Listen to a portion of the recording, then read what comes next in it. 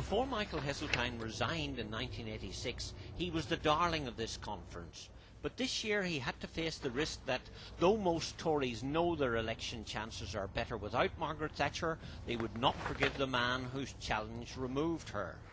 He resorted to the oldest trick in the political lexicon: attack the Labour enemy. So he announced legislation to prevent councillors who refused to pay their local tax from voting on it. To those councillors who won't pay their bills, I say, won't pay, can't vote. And for good measure, he ridiculed Neil Kinnock's purge of 13 Lambeth councillors. It was Labour which got them elected in the first place, he said, scoffing at the summary justice inflicted. Off with their heads, and into the political vocabulary of our time marched a whole new meaning to the words of the old song, doing the Lambeth Walk, oi! As all but the most unreconstructed Thatcherites embraced their party's most effective campaigner, Michael Heseltine must have pondered on what might have been last November. But John Major is now Prime Minister, and both party and personal interest demanded a hyper-loyal performance from the once and possibly future pretender.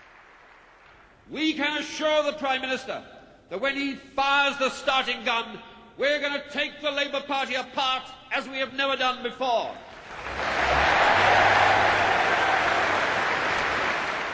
Afterwards, Sir Geoffrey Howe and the Chief Whip Richard Ryder, Tory establishment past and future, joined in the congratulations.